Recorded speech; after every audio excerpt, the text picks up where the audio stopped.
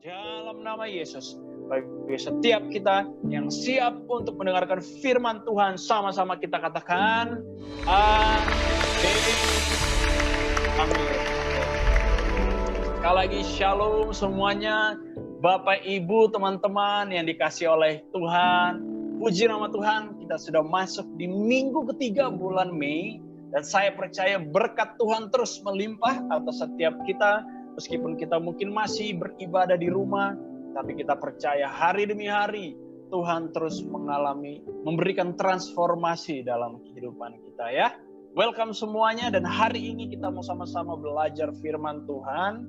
Dan seperti biasa, tadi sudah saya ingatkan di awal ibadah, apabila ada teman-teman yang atau Bapak Ibu yang punya extra gadgets, bisa kita sama-sama sebentar pindah ke menti.com, ke web browser kita. Dan sebentar saya akan membesarkan dulu nomornya ya. Oke, saya taruh di tengah. Nah, jadi semua kita bisa buka web browser ya. Di sini saya juga buka web browser saya. Just simply go to menti.com, menti.com, masukkan nomornya, dan jangan lupa teman-teman jangan taruh sembarangan ya namanya, tapi taruh nama asli kalian dengan nomor 1087 7456. Oke. 1087 7456 ya. Oke, sebentar ya, saya lihat dulu di sini.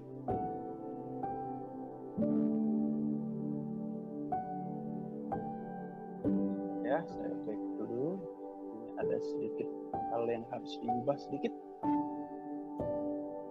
Nah, oke ya. Wow, mantap sekali, cepat sekali ya. Sekarang udah terbiasa nih semuanya. Sudah langsung 11 orang masuk. Thank you. Ya. Sebentar saya ganti lagi. Oke, semua kita sudah punya gambar masing-masing. Dan gambarnya random ya teman-teman, jadi nggak bisa diganti. Mungkin ada gambar-gambar yang kalian nggak suka, it's okay lah ya. Yang penting kita masukin nama yang benar dan tinggal join quiz. Oke ya. Jadi sudah 13 orang, dan hari ini berapa orang kita? Ada 20 ya. Apakah ada lagi Bapak Ibu teman-teman yang mau masuk? Bisa semuanya kita sama-sama masuk ya, supaya kita bisa sama-sama belajar. Dan sudah 14 orang. Oke, seperti biasa kita akan memulai dengan 3 pertanyaan. Ya, sedikit kita review apa yang sudah Tuhan berikan melalui khotbah-khotbah dari sebelum-sebelumnya, ya, supaya kita mengingat terus dan sama-sama kita di bulan ini terus bicara ya. Oke, sudah 16 orang. Wah, sekarang lumayan nih ya. Dari 20 orang, 16 orang masuk. Mantap. Saya akan press enter to start countdown. Kita akan mulai pertanyaan yang pertama ya. Kita jawab sama-sama dan kita mau belajar sama-sama hari ini. Oke, ready? Pertanyaan pertama, apa tema khotbah minggu lalu yang saya bagikan? Nah, masih ingat gak? Ya, Bapak Ibu teman-teman yang dikasih oleh Tuhan, bisa dipilih langsung apa yang saya bagikan minggu lalu ya. Semoga semua kita masih ingat, bisa dipilih. Dan kita lihat apakah jawabannya semua sudah benar. 15 orang menjawab ya, ada 1 yang miss nih, nggak apa-apa. Kita sama-sama belajar. Jawaban yang benar adalah 3 kunci mengalahkan godaan dosa. Yang kedua ya, yang hati yang berubah itu 2 minggu lalu ya, Pastor Robert yang bagikan di minggu pertama. Dan kenaikan Yesus kemarin dalam ibadah yang hari Kamis ya. It's okay. Ya, jadi minggu lalu kita banyak bicara tentang gimana sih kita bisa mengalahkan godaan dosa. Ya, sama-sama kita belajar supaya kita tidak terkungkung oleh dosa itu sendiri. Oke, selanjutnya, pertanyaan selanjutnya, siap-siap. Oh ya, kita lihat leaderboard dulu ya. Siapa jawab yang paling cepat di sini? Ya. Wah, paling cepat Sister Devi, ada diikuti Sister Gusti, ada Brother Marcel, ada Brother Denny, ada Pak Hendra bersama dengan Ibu Lia. Dilanjutkan dengan teman-teman yang lain. Lanjut ya. Lanjut. Oke, pertanyaan kedua. Silakan bisa dijawab secepatnya. Ini pertanyaannya sangat mudah. Ya, semoga semua kita masih ingat. Pertanyaannya, apa tema yang kita bahas pada bulan Mei? Nah, ya. Bulan Mei apa nih? Kita kan punya bulan Mei tema hari kita, kalau tema tahunan kan tahun integritas. Nah, bulan Mei ini apa? Masih pada ingat semuanya? Tadi saya sedikit kasih hint sedikit ya. Bulan ini kita banyak bicara tentang Roh Kudus. Jadi sudah pasti semuanya tahu bahwa bulan ini kita semua mau karakternya dibentuk oleh Roh Kudus. Ya, 12 orang benar, satu orang ada yang bilang pentingnya bentuk karakter. Ada ya 2 orang yang jawab kuasa Roh Kudus di hidup kita, hampir benar.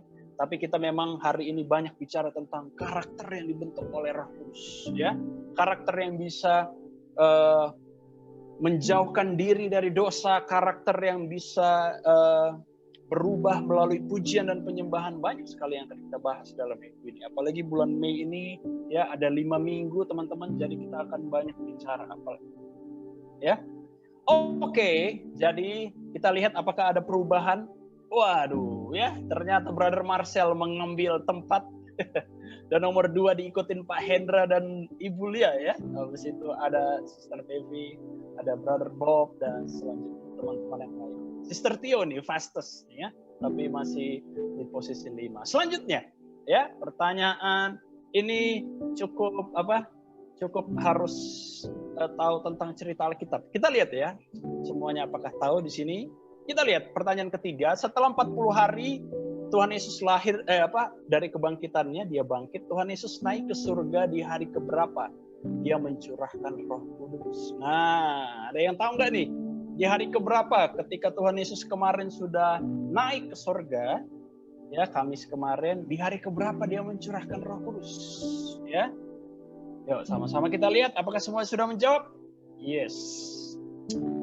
Ya, ada yang bilang hari ke-40 juga, ya 7 orang. Ada yang 2 orang bilang hari ke-45, tapi yang benar adalah di hari keberapa? 50. Ya, hari ke-50.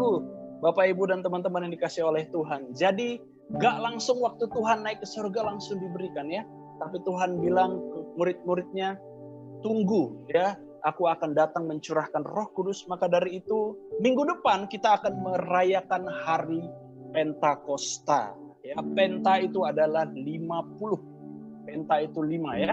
Jadi setiap hari kita juga dengar Voice of Pentecost. Nah, ya. Jadi memang di hari ke-50 Tuhan Yesus mencurahkan Roh Kudus. Ya, kita lihat di sini siapa? Apakah ada yang menggantikan leaderboardnya? Ya. Waduh, kayaknya ada perubahan yang signifikan ini. Oh, ternyata tetap ya. Brother Marcel nih juaranya. Mantap ya. Tadi juara 2-nya Sister Devi, ada Brother Bob, ya, ada Marif juga ya. Ada Pak Hendra dan Ibu Lia dan teman-teman lainnya. Thank you semuanya ya, tapi jangan ditinggalin dulu web browsernya karena hari ini memang kita bukan games ya, bukan hanya sembarang quiz aja, tapi kita mau sama-sama belajar ya. Kita bicara tentang karakter dan hari ini kita mau sama-sama mau lihat bagaimana proses transformasi kita bersama dengan Tuhan. Amin. Ya, bagi yang percaya kita mau mengalami transformasi, kita bisa pencet heart ya, kita bisa pencet love-nya di sana. Karena saya percaya ketika Roh Kudus Tuhan curahkan ya, pastinya akan ada transformasi. Nah, tapi ada prosesnya. Kita nggak bisa semata-mata langsung aja tiba-tiba kita diubah sama Tuhan. Pasti ada proses dan Tuhan itu sangat senang proses. Tuhan Yesus tidak suka hal yang instan. Makanya kita mau belajar hari ini dari Lukas 19 ayat 1 sampai 10, di mana Tuhan mentransformasi satu orang yang cukup sering kita dengar mungkin namanya ya, yaitu kalau kita buka di Lukas 19 hari ini, bahwa ini bicara tentang Tuhan Yesus bersama dengan siapa? Dengan Zakheus. Nah, kita lihat yuk. Kita lihat, tapi sebelumnya ya saya mau tanya dulu nih, sini teman-teman ya, bisa memasukkan satu kata ya, bisa lebih kalau misalnya kurang satu kata ya. Aspek apa yang saat ini rindu kita mau mengalami perubahan? Nah, aspek apa nih yang kita mau rindu mengalami transformasi? Oke, ada yang bilang karakter. Di sini banyak ya aspek ya. Jadi kira-kira saat ini apa nih aspek yang kita rindu mau ada mengalami perubahan? Ada yang bilang karakter, ada yang bilang penguasaan diri, wah, ada yang bilang cara hidup. Nah, ayo siapa lagi? Ada yang mau masukin?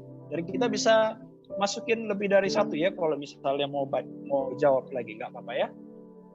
Ada yang bilang keluarga, wah, ada yang mengalami perubahan. Ada yang bilang kasih, ada yang bilang ketaatan, ada yang bilang saya mau nggak baper pastor. Waduh ya, di sini maksudnya biar nggak baper ya, bukan yang jadinya harus baper dong ya. Saya maunya nggak baper. Oh, ada yang bilang time management, ada yang bilang kesetiaan. Banyak sekali nih, luar biasa ya. Ada yang bilang hati yang keras, pastinya mau diubah jadi hati yang lembut dong ya. Thank you semuanya, thank you buat jawaban-jawabannya ya. Jadi memang inilah hal-hal yang pasti rindu kita mengalami perubahan. Nah, thank you semuanya. Ada yang bilang juga emosional di sini ya, improvement. Wow, luar biasa, luar biasa. Tapi ada satu hal memang yang harus kita tahu ya, namanya bicara tentang transformasi atau perubahan. Intinya kita harus tahu dulu. Oke, bagi teman-teman yang mau lanjut lihat HP, diketik aja ya, go to slide. Nah ya, kita saat ini masuk, kita harus mengerti dulu nih antara eksternal versus internal. Ya maksudnya apa? Ingat, hal eksternal itu hal-hal yang tidak bisa kita ubah. Dan hal internal adalah hal-hal yang bisa kita ubah. Amin.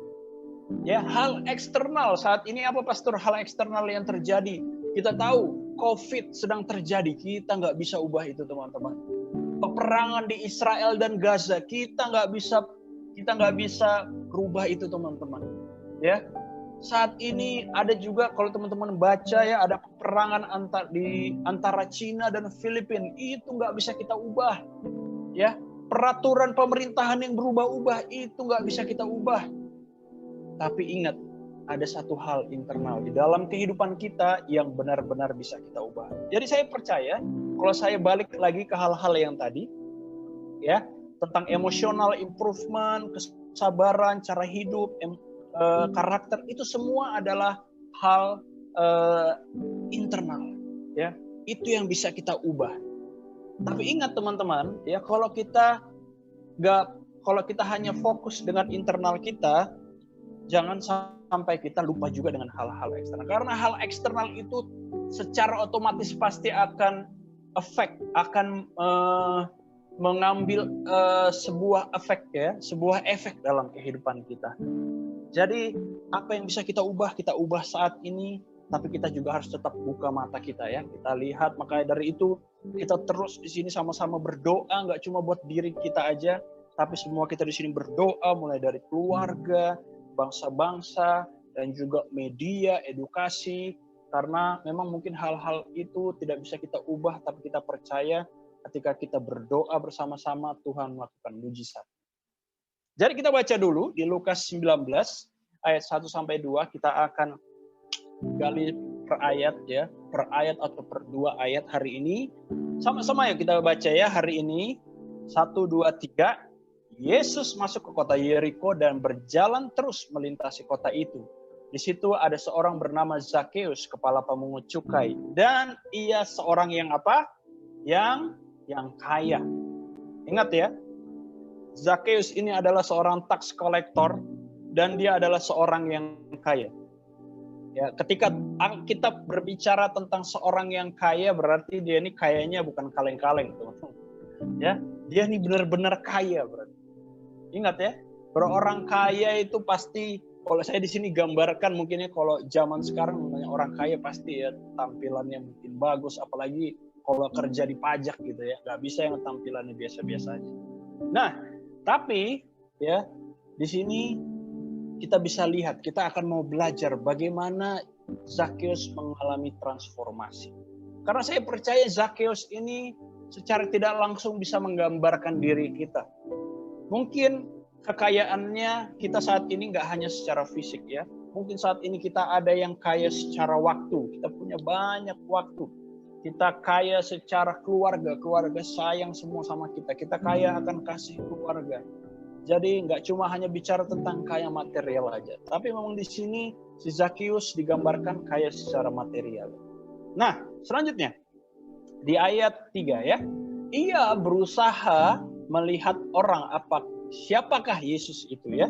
Bahasa Indonesia di sini katakan apa, tapi bahasa Inggrisnya he was trying to look who is Jesus. Siapakah Yesus itu? Ya, ini maksudnya Zakheus, tetapi ia tidak berhasil karena apa? Orang banyak, sebab apa? Badannya apa? Pendek. Nah, lihat ya. Lihat. Kita bisa lihat dari ayat ini bahwa ketika kita berusaha mau bertemu dengan Yesus, ketika kita berusaha ya mau kenal Yesus, banyak yang namanya halangan-halangan, Bapak Ibu. Banyak yang namanya tantangan. Proses yang pertama yang dilewati oleh Zakheus adalah dia mengenali masalah yang menghambat. Kita hari ini tahu nggak masalah yang menghambat kita? Yang menghambat kita untuk bertemu sama Yesus. Kita tahu nggak hari ini hal-hal apa yang menghambat kita untuk susah, sungguh-sungguh mau bertemu sama Tuhan? Hal-hal apa yang susah membuat kita semakin kenal Yesus? Pasti banyak hal-hal yang menghambat. Dan kalau kita pelajari tadi dari ayat yang kita baca tadi, ya, ada dua masalah yang dipunyai oleh Zakheus, ya. Dan ketika dia mau bertemu dengan Yesus, ya, pertama masalah internal, bicara tentang fisiknya Zakheus, dikatakan dia apa? Pendek. Dan masalah eksternalnya, mungkin dia bisa langsung ketemu dengan Yesus, tapi ada masalah eksternal, yaitu kerumunan orang yang membuat dia jadi susah melihat Tuhan Yesus. Nah, coba teman-teman ya, saya percaya tadi ketika saya memberikan pertanyaan di awal, apa hal yang mau kita ubahkan? Dan mostly itu semua adalah hal-hal internal dalam kehidupan kita. Mungkin tadi nggak bicara tentang secara fisik ya, tapi ada yang bicara tentang emosional, ada yang bicara tentang lebih ke karakter, lebih bicara tentang kerohani. Tapi saya percaya setiap kita, termasuk saya, pasti kita punya masalah secara internal. Ya, mungkin kita saat ini punya penyakit-penyakit yang susah kita lepaskan, penyakit-penyakit yang membuat kita kadang-kadang kita susah melihat Yesus, membuat kita jadi susah ketemu sama Tuhan, membuat kita susah untuk sungguh-sungguh berdoa. Hal saat ini banyak sekali ya faktor-faktor yang membuat kita jadi susah bertemu dengan Yesus. Dan belum lagi di internal, banyak lagi masalah eksternal. Hari ini juga kita masih bertemu secara online ya, karena masih punya ada masalah eksternal, masalah COVID-19 yang saat ini masih belum jelas kapan selesainya. Puji Tuhan kalau kita di Davao di sini sudah bisa di gereja, tapi di Manila masih naik terus ya, mungkin angkanya, sehingga masih susah untuk bertemu. Inilah masalah-masalah yang kita harus tahu. Ingat, ketika kita mau mengalami pertumbuhan, kita harus mengenali setiap masalah yang ada. Kita harus tahu apa yang, kalau kita nggak tahu diri kita, kalau kita nggak tahu apa masalah yang ada di dalam hidup kita, susah kita mengalami pertumbuhan. Saya percaya itu. Saya percaya itu. Maka dari itu proses yang pertama sebelum kita ditransformasi oleh Tuhan, coba kita cek saat ini. Yuk introspeksi diri kita. Yuk kita introspeksi hari ini apa hal-hal yang mungkin membuat kita jadi susah. Mungkin gara-gara saat ini teman-teman suka nonton film Netflix ya. Setiap bangun kayaknya pikirannya itu aja. Wah, nanti habis ini episode ini tentang apa ya? Atau mungkin kita lagi belajar saat ini tentang hal-hal yang lain sehingga waktu kita bangun kita jadi lupa untuk renungan, kita lupa untuk berdoa. Apa saat ini? Coba kita introspeksi. Jangan sampai itu menjadi halangan buat kita untuk mengalami transformasi. Ya. Jadi saya mau tanya teman-teman di sini ya, masalah mana yang lebih sering kita hadapi sehingga kita susah bertemu dengan Yesus? Nah, ya, saya mau dapat nih tanggapan dari teman-teman. Mungkin semua kita bisa balik ke web browser. Dan ada 3 pilihan ya. Coba silakan pilih bagian mana yang kira-kira lebih sering ya, yang lebih sering dapat masalah. Apakah di bagian internal, apakah masalah eksternal? Silakan bisa dijawab. Oke. Dan kita bisa kalau pilih 2 boleh, nggak masalah. Tapi harusnya sih 1 aja ya teman-teman ya. Tapi nggak apa-apa kalau pilih lebih dari 1. Oke. Saya mau lihat ini ya, ini pakai sistem ranking ya. Jadi kita bisa lihat nih mana yang lebih banyak. Oke. Jadi ranking 1 udah 10 orang ini. Ya tadi ada sampai 16 orang. Oke, udah 12 orang. Oke. Kita lihat ya. Saat ini apa masalah yang sering kita hadapi ya. Jadi dari 12 orang yang sudah memasukkan jawaban ternyata ya sudah 13 saat ini. Yang paling tinggi adalah benar tadi ya, masalah internal di dalam diri kita. Ya, memang kadang-kadang masalah internal itu yang membuat kita susah jadi bertemu dengan Yesus. Karena saya percaya Bapak Ibu dan teman-teman, bertemu Tuhan Yesus itu nggak hanya sekedar kita datang ke gereja, nggak sekedar kita hanya join ibadah online. Join ibadah online saat ini mudah sekali, tapi itu nggak memastikan bahwa apakah kamu benar-benar ya benar-benar mengalami Tuhan, benar-benar bertemu dengan Tuhan. Zakheus masih sangat beruntung. Di zamannya dia bisa bertemu Tuhan Yesus secara fisik. Di saat ini semua kita pasti mau bertemu ya dengan Tuhan Yesus melalui roh kita. Ketika kita berdoa, ketika kita baca firman Tuhan, ketika kita menyembah, apakah kita benar sungguh-sungguh menghayati setiap kata-kata yang ada. Sehingga kita benar-benar mengalami Tuhan. Benar-benar kita mengalami, aduh Tuhan, Kau baik banget sih. Aduh Tuhan, aku merasakan pengampunan, aku merasakan kebaikan. Hari ini memang banyak saat ini masalah pastinya banyak terjadi di internal kita. Apalagi paradigma yang tiba-tiba diubah ya, mulai dari tahun lalu semua kita diubah hanya bisa di rumah aja. Banyak orang yang stres, banyak orang yang mengalami inside struggle. Banyak orang yang mengalami mental illness gara-gara ini. Karena internal mereka masih berusaha ya membawa mereka untuk jauh dari Tuhan. Thank you semuanya untuk jawabannya. Jadi yang pertama, ranking yang pertama adalah ternyata banyak kita di sini mengalami banyak masalah di dalam diri kita di internal ya. Yang kedua masalah eksternal dan yang ketiga kedua-duanya seimbang 50-50 Pastor. Oke, next kita baca di ayat 4. Maka berlarilah ia mendahului orang banyak, ini Zakheus lari ya, lalu memanjat pohon ara dan untuk melihat Yesus yang akan lewat di situ. Wow, lihat. Tadi kita udah tahu bahwa Zakheus ini orang kaya. Orang kaya ini pasti punya punya etika mungkin ya, punya gaya mungkin dia parlente atau bagaimana ya. Namanya orang kaya, tax collector pastinya dong ya, nggak bisa bergaya seenak. Tapi lihat di sini ya, kemauan hati Zakheus untuk dia dirubah hidupnya, kemauan dia untuk bertemu dengan Yesus, dia tanggalkan semua itu. Jadi proses yang kedua, selain kita harus kenali masalah seperti Zakheus, kedua apa? Proses yang kedua harus ada harga yang dibayar. Amin. Ya. Bagi yang percaya untuk kita mau diproses, ditransformasi, diubah sama Tuhan, harus ada harga yang dibayar. Ya. Kalau kita belajar dari ayat itu sesuai dengan ayat yang kita lihat, ya. Apa yang dibayar oleh Zakheus ya di tengah-tengah dia menghadapi masalah? Pertama dia berlari. Mungkin orang-orang di tempat itu berusaha waktu ketemu dengan Yesus, mereka hanya berjalan, tapi dia melakukan satu proactive action, yaitu dia berlari. Dan tidak cuma berlari, dia nggak hanya berlari, ternyata sampai dia memanjat pohon. Waduh, ada extraordinary effort. Lihat, dia ini seorang tax collector, dia ini orang kaya. Mungkin kalau dia hanya seorang anak-anak yang sudah biasa main di pohon ya mungkin sudah biasa dia manjat pohonnya. Tapi dia ini seorang pemungut cukai yang dipandang. Saya percaya kegiatan Zakheus ini bukan memanjat pohon. Jadi untuk memanjat pohon itu adalah sesuatu effort yang sangat extraordinary buat saya. Nah, hari ini ya kita belajar kalau kita mau mengalami transformasi, sudahkah kita semua saat ini melakukan suatu action yang proaktif?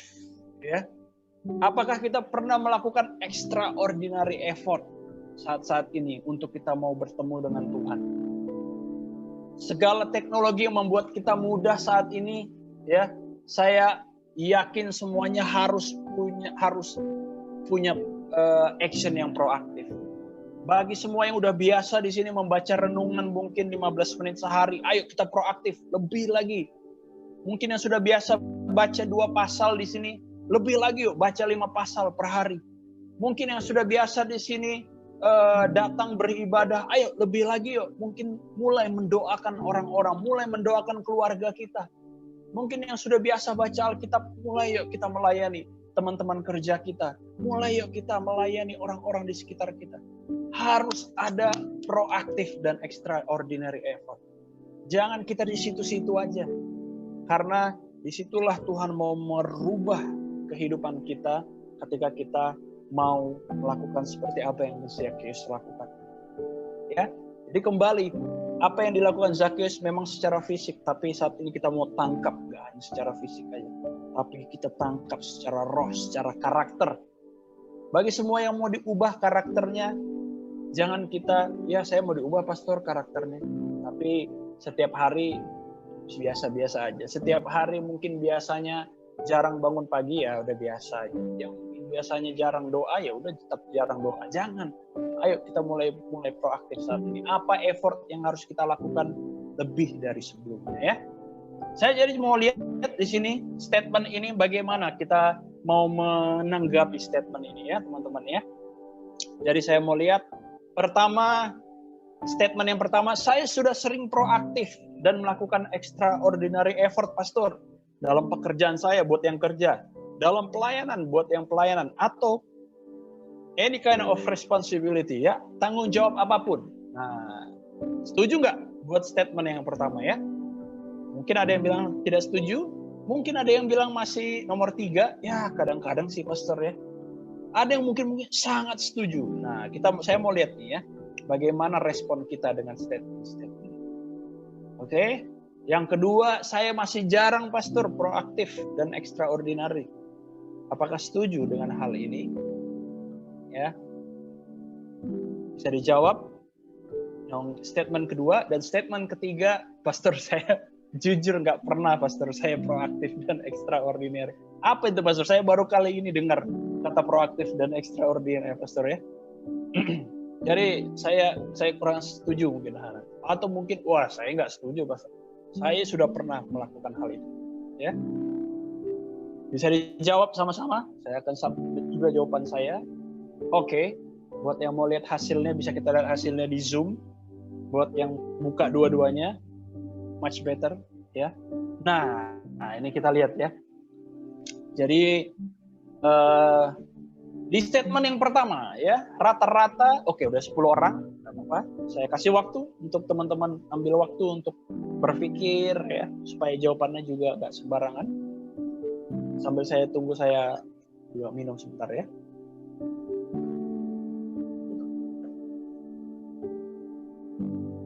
Oke. Jadi udah 10 orang yang jawab, sambil kita nunggu yang lain. Jadi untuk statement yang pertama, di mana saya sudah sering pastor proaktif dan melakukan, rata-ratanya 3,7 teman-teman ya, rata-ratanya ya. Jadi bisa dibilang mungkin banyak yang jawab, beberapa ada yang jawab kadang-kadang, mungkin ada yang berjawab setuju juga. Jadi kurang lebih rata-ratanya 3,7. Dan di sini saya jarang proaktif juga mendekati 3 ya, 2,8. Jadi ternyata mungkin masih kadang-kadang juga. Kadang kita proaktif, kadang kita jarang proaktif, ya. Dan saya tidak pernah proaktif pun juga di sini masih 2,5 ya angkanya. Berarti ada yang jawab juga. Kadang-kadang. Saya kadang-kadang nggak pernah sama sekali pastor untuk proaktif. Jadi kita masih belum bisa ya. Hari ini memang bukan sesuatu yang mudah untuk melakukan hal ini secara konsisten. Mungkin sekali aja kita lakukan, oke, bisa. Tapi untuk konsisten itu suatu hal yang mungkin nggak mudah. Tapi saya percaya hari ini Tuhan mau mengingatkan kita ya. Kalau kita mau diubahkan, ingat harus ada effort. Harus ada extraordinary effort yang kita lakukan. Harus ada proaktif. Harus ada keproaktifan yang kita lakukan.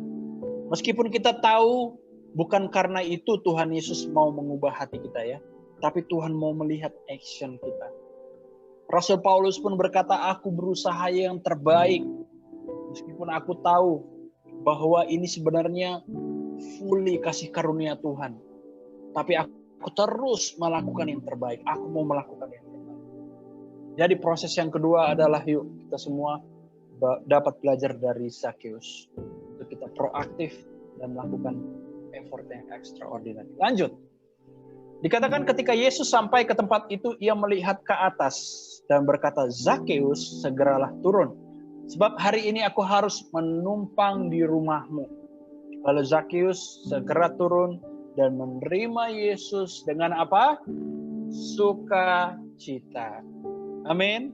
Menerima Yesus dengan apa? Dengan sukacita.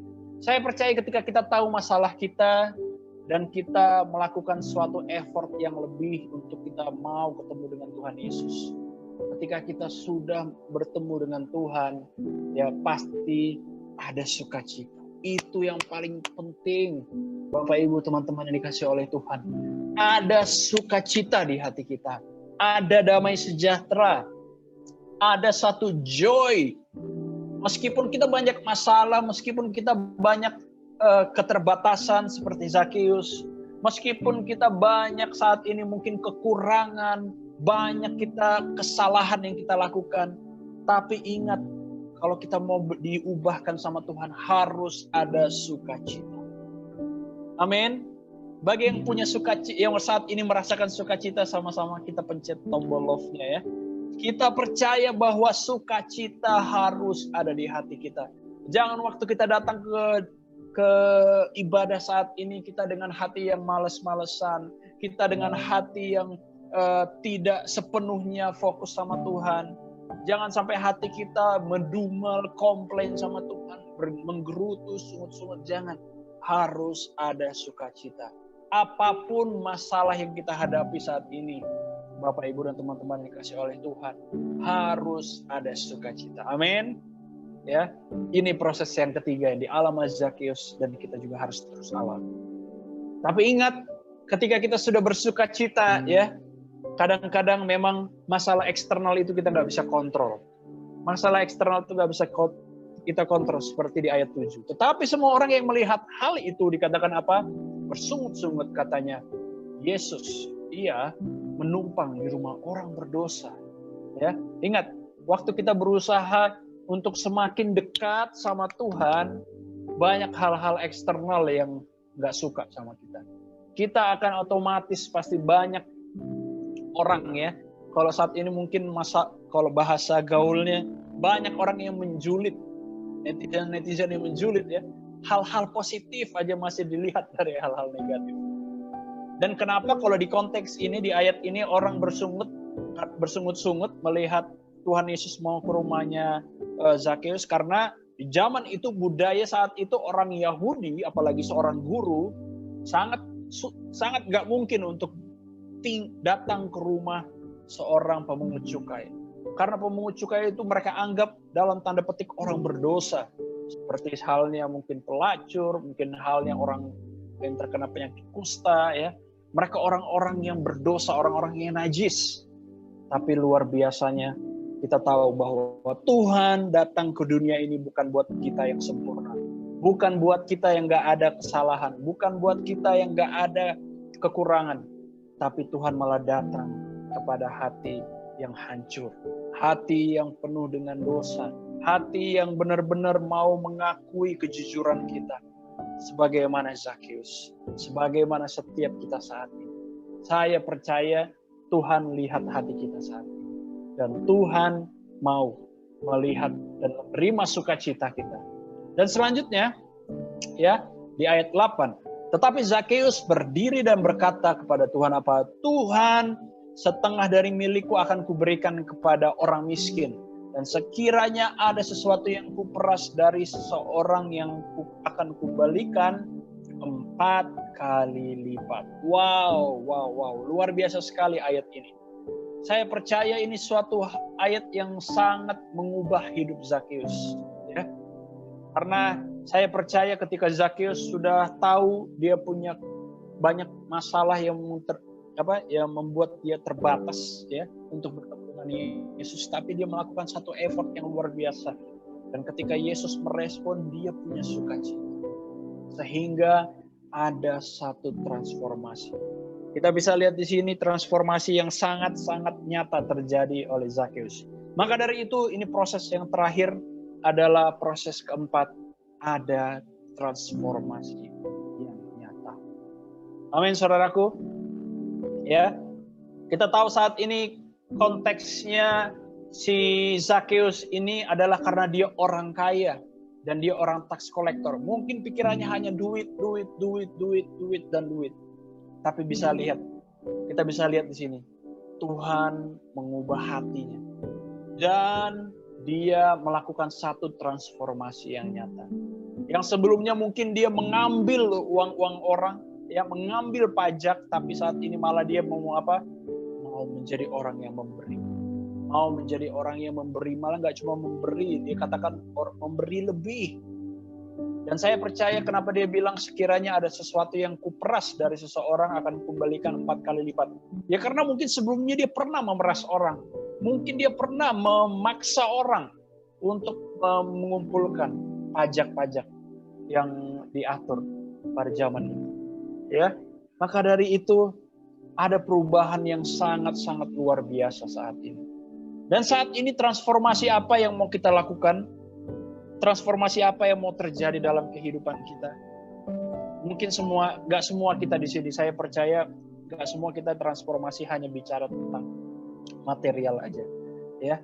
Tapi saya percaya kita tadi semua mau mengalami transformasi. Ada yang tadi bilang, saya nggak mau baper lagi, Pastor. Saya mau ada transformasi dalam karakter saya, Pastor. Mungkin sebelumnya saya yang suka marah-marah, sekarang saya jadi punya hati yang lembut, Pastor. Mungkin keluarga saya banyak masalah dalam hubungan. Saya percaya ada perubahan di dalam keluarga saya. Hari ini saya yakin ketika kita sudah mengakui, mengenali setiap masalah, di proses kedua kita dapat melakukan extraordinary effort dan proaktif. Dan ketiga, ketika kita sudah menyambut Tuhan dengan sukacita, saya percaya akan ada transformasi. Akan ada perubahan yang nyata di dalam kehidupan. Dan itu yang terus kita dengar saat ini. Melalui kul-kul, melalui sharing-sharing teman-teman. Bagaimana Tuhan mengubah hati kita dengan luar biasa. Maka dari itu kita bisa lihat. Ternyata ketika ada transformasi dalam hidup Zakheus, Tuhan memberikan transformasi yang lebih luar biasa. Dikatakan apa? Di ayat 9 dan 10. Kata Yesus kepadanya, hari ini telah terjadi apa? Keselamatan kepada rumah ini. Karena orang ini pun anak Abraham. Sebab anak manusia datang untuk mencari dan menyelamatkan yang apa? Haleluya, haleluya. Luar biasa sekali ayat ini.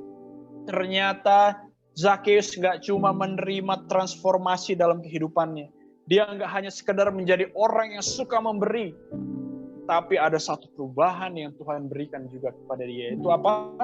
Keselamatan yang kekal. Keselamatan yang kekal. Luar biasa sekali. Saat ini apabila semua kita sudah terima Tuhan Yesus, apabila kita sudah menerima keselamatan yang Tuhan berikan, itu sama-sama terus kita kerjakan. Sama-sama terus kita bagikan. Karena saya percaya masih banyak orang di sekitar kita yang belum mendapatkan keselamatan ini. Karena saya percaya orang-orang di sekitar kita mungkin mereka masih punya banyak masalah. Baik di dalam internal mereka yang membuat mereka susah bertemu dengan Yesus. Tapi saya rindu saudara semua kita di sini. Ataupun mungkin ada yang saat ini mau diubahkan hatinya. Yang saat ini mungkin masih belum mengalami perubahan. Ingat, kita nggak hanya diubah sama Tuhan, tapi Tuhan mau berikan kita keselamatan. Amin, saudaraku. Wow, luar biasa sekali. Hanya dari 10 ayat ini, tapi saya percaya ini dapat membangun karakter kita. Karena di hari-hari ke depan ini, karakter kita pasti terus diasah sama Tuhan. Jadi, saya mau menyimpulkan hari ini melalui setiap komitmen yang kita mau ambil hari ini? Bagian mana yang mau kita ubah saat ini? Ya, mungkin hari ini kita melalui khotbah yang saya berikan hari ini, teman-teman, wah, saya mau rindu pastor untuk mau lebih proaktif lagi, melakukan extraordinary effort sebelum saya diubah Tuhan. Ya, atau mungkin ada yang mau lebih lagi, pastor, saya mau membayar harga. Atau ada yang mau saya lebih rindu lagi mengalami transformasi nyata bersama dengan Tuhan. Ya, bisa dipilih salah satu atau salah dua atau mungkin tiga-tiganya, pastor, saya mau. Ya, bisa juga dipilih dan klik submit. Dan saya bikin, oke. Buat setiap yang sudah submit, kita bisa balik ke Zoom karena ini udah slide yang terakhir. Sama-sama kita bisa lihat hasilnya. Oke. Jadi sudah di sini 4 orang, saya rindu pastor, ya, melakukan extraordinary effort. Ada 6 yang jawab saya mau lebih lagi, bayar harga yang lebih bersama dengan Tuhan. Dan 10 orang menjawab saya rindu mengalami transformasi yang nyata. Mungkin saat ini kita mau hanya bilang, Tuhan, aku mau diubah dalam karakterku, tapi belum ada hal-hal yang nyata, belum ada hal-hal yang konkret terjadi. Yuk sama-sama kita berdoa hari ini. Karena Tuhan saat ini melihat hati kita. Apakah kita dengan sukacita saat ini datang mau bertemu dengan Tuhan Yesus? Ingat, setiap kita yang masuk ke dalam Zoom ini, kalian bukan hanya sekedar bertemu dengan teman-teman di BCP, bertemu dengan Pastor Robert, bertemu dengan saya, tapi kita semua mau bertemu dengan Tuhan Yesus. Haleluya, mari sama-sama kita mau berdoa hari ini.